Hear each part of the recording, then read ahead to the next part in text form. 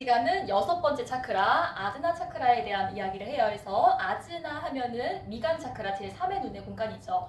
두 눈이 외부의 실제를 알아차린다면 두 눈과 눈 사이는 내부의 불빛을 밝히는 공간이다 해서 아즈나의 뜻도 잇는다, 연결한다, 따른다, 스승, 구루, 내면의 안내, 그런 빛, 영성을 상징한다고 해요. 그래서 사춘기 전후로 두 눈은 발달이 되고 미간 사이는 퇴화가 된다 해서 이 시간에 저희가 두 눈과 눈 사이에 퇴화를 막아주는 샷가르마 요가 정화법을 샷 6을 뜻하고 까르마 정화법을 익히는 시간을 가져요. 그래서 요 6가지 중에서 3가지는 미간을 직접적으로 아즈나 시선해주는 테크닉이라고 해서 첫 번째가 코 세척이죠. 양쪽 코가 만나는 공간이 미간이라고 해서 오른쪽 코로 집어넣은 소금물 식염수를 왼쪽 코로 흘리고 왼쪽 코로 집어넣은 식염수 소금물을 오른쪽으로 흘리면 미간의 에너지가 직관의 공간이죠. 좀 명료해지는 효과가 있다고 해요. 그래서 이 시간에 저희가 소금물로 이렇게 세척할 수 없기 때문에 요거를 대신할 수 있는 호흡법 춘분의 숨결이라 부르죠.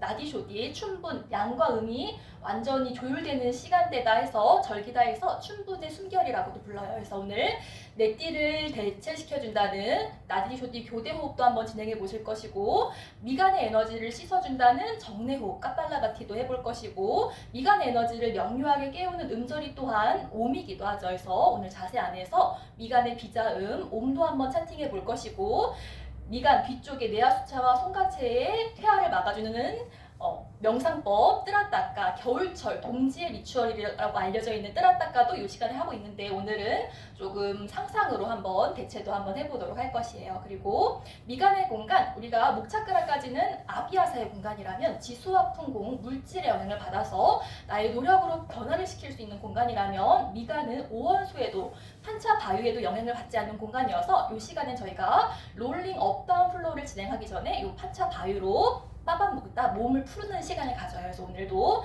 판차바이로 한번 빠밤묵다를 진행해 볼 것이고 목의 공간이 그런 수냐타 푸르름으로 상징된다면 미간의 공간은 인디고로 상징된다고 하죠. 그런 지혜와 직관의 공간이라고 해요. 그래서 저희 이번 달 책 이제 거의 다 읽어왔는데 마지막 6장이 그 지혜의 장이거든요. 그래서 지혜의 장도 첫 번째 장부터 5가지 장으로 구성되어 있어서 미간 차크라 할 때는 이 앞부분 3가지 장을 한번 나눠볼 것이고 이 뒷부분 4번째 주제와 5번째 주제는 가장 어웨어니스한 정수리 차크라 완성의 공간, 자각의 공간의 시간에 한번 나눠보도록 할 것이에요. 그래서 저희가 이 미간 차크라를 상징하는 공간, 가슴 차크라를 상징하는 공간이 박티요가 사랑의 길이었고 복부 차크라를 상징하는 요가의 길이 카르마 요가였다면 미간 차크라 직관을 상징하는 지혜를 상징하는 길이 냐냐 요가였어요.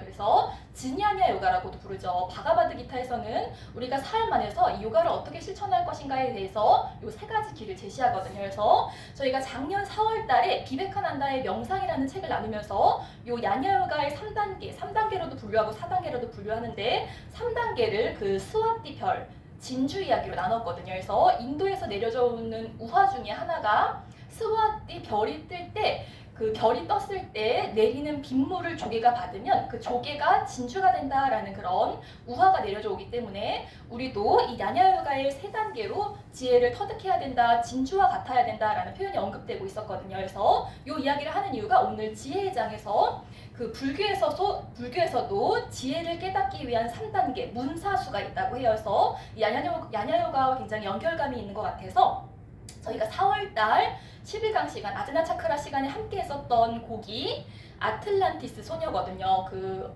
가난한 어부의 아내의 이야기들이 언급되고 있었죠. 우리는 왜 파라다이스의 경험을 허용하지 못하는가에 대한 이야기를 나누면서 아틀란티스 대륙에는 모든 풍요가 다 허용되어 있었는데 그것을 남용해서 그 대륙이 침몰할 수밖에 없었다라는 이야기를 나누면서 이 보아 씨의 아틀란티스 소녀로 롤링 업다운 플로우를 했던 게 기억나서 오늘은 한번 그렇게 아틀란티스 소녀로 롤링 업다운 카일륜과 차크라에서는 내맡김으로 상징하기 때문에 내어 맡기는 자세 롤링 업다운을 제안해서 이 시간에는 저희가 승마 자세가 승마 대표적인 미간을 깨워주는 내맡김의 자세죠.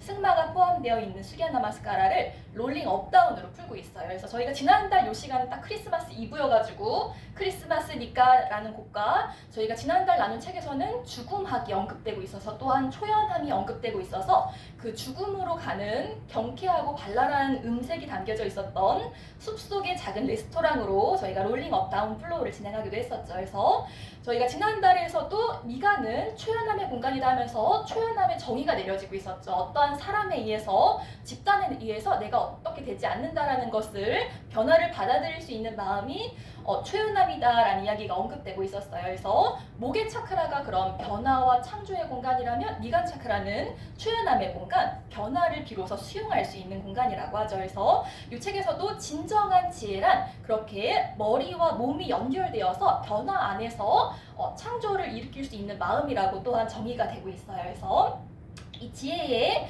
첫 번째 장에서는 이 지혜와 지식을 구분 지으면서 지혜를 깨닫기 위한 세 가지 리추얼을 제안하고 있거든요. 불교에서는 문사수가 있다고 해요. 야냐유가에서는 우리가 지혜를 깨달으려면 우선 들어야 한다고 하고, 무엇을 배웠다면 그것을 사유, 숙고해보라고 하죠. 이해해보라고 하고, 그게 왜 그런지를 삶 안에서 탐구하고 삶 안에서 경험을 통해서 그 상태를 일으키는 것이 바로 야냐유가의 4단계였는데, 불교에서도 문사수가 있다고 해요. 첫 번째 문은 배우는 단계, 경청하는 단계고, 두 번째 사는 사유하고 소화하는 단계다 하면서 이 사를 연습할 수 있는 리추얼이 감사일기와 저희가 지난 시간에 붓다가 지양하라고 했었던 4가지 사항을 삶 안에서 탐구하는 것이 있고, 마지막 수가 실천하는 것이다 하면서 삶의 순간순간, 두 번째 화살을 쏘기 직전에 자애의 마음을 일으킬 수 있다면 우리는 삶 안에서 지혜를 가꿈으로써 성장과 내게 중요한 가치를 분명하게 인지할 수 있게 된다고 해요.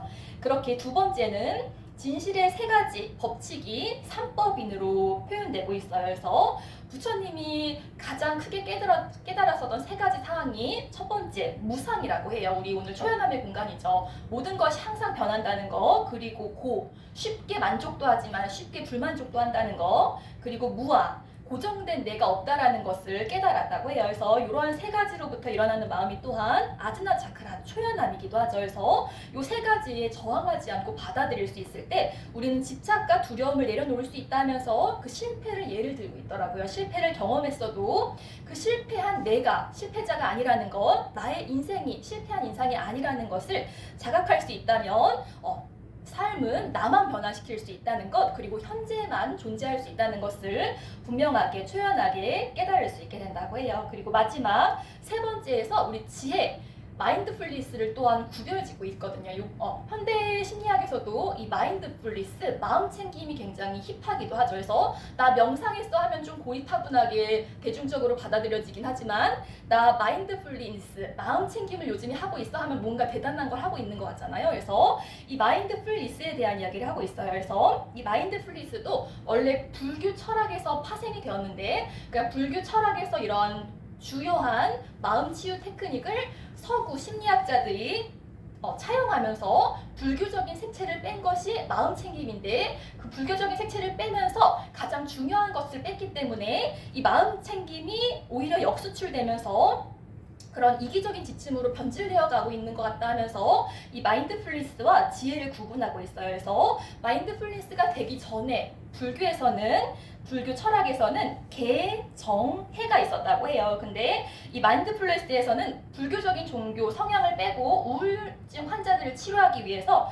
이 개와 해를 뺐다고 해요. 그래서 개는 도덕적인 윤리를 뜻하고, 정은 저희가 첫 강에 나누었었던 그 고요한 상태를 지향하는 사마타 명상을 뜻하고, 해는 지혜를 향한 통찰을 뜻한다고 해요. 그래서 그 서구 심리학자들로부터 요 3가지 중에서 요 3가지는 마치 나무의 뿌리와 열매와 같이 서로 유기체계로 연결되어 있는데, 불교의 성향을 빼다 보니까 이 도덕과 윤리, 통찰을 빼다 보니까 조금 마인드풀니스가 이기적인 지침으로 변질되어 가는 것 같고, 오히려 서구로부터 대중화가 됐지만 불교로부터, 동양권에서부터 파생이 된 것이기 때문에 이런 역수입의 과정에서 우리가 조금 많은 오해를 하고 있는 것 같다라는 이야기로 이 지혜의 장이 나누어지고 있는 것 같더라고요. 그래서 오늘 그런 완전한 바이라기아, 초연함, 뇌맡김의 공간을 우리 아틀란티스 소녀로, 지금 이 순간이 완전히 천국이 허용되어 있는데도 우리는 천국의 경험을 온전히 허용하지 못하는 존재이기도 하고,